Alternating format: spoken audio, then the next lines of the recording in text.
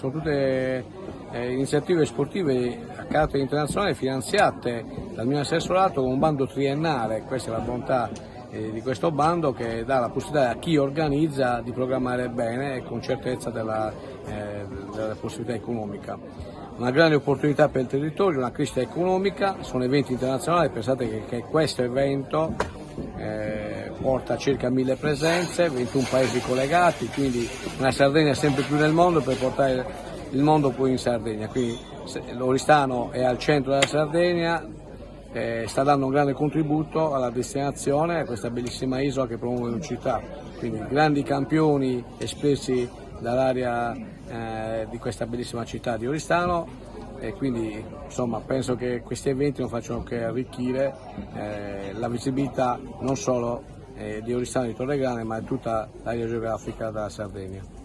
In questo caso, ancora più di altri, lo sport va a braccetto col turismo, arriverà anche la Costa Diadema, è un bel segnale per Oristano. Assolutamente, come dico sempre, mai più andare da soli, dobbiamo fare sistema, unire le forze. La Sardegna promuove una città, dal turismo archeologico, dal turismo sportivo, dal turismo enogastronomico, esperienziale, abbiamo tante possibilità di dare offerte turistiche che non ci sono mai state.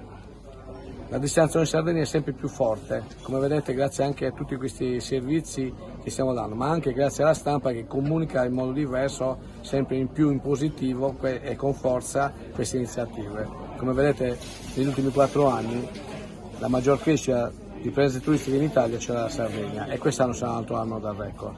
Il porto di Oristano Santa Giusta può candidarsi a ospitare con costanza crociere?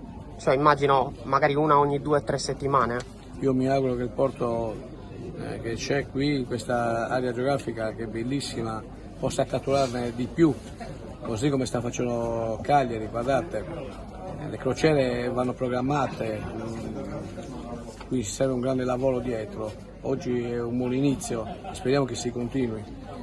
Semmai la cosa più importante è che le amministrazioni collaborino sempre di più con le altre istituzioni, perché abbiamo bisogno veramente di tutti, e anche di Oristano. Quindi ci rafforza questo fatto che per la prima volta arriva una bella crociera, insomma, con tanti crocieristi che poi assistono anche a un grande evento sportivo. Quindi connubio sport e turismo è più che azzeccato, è un investimento, non una spesa.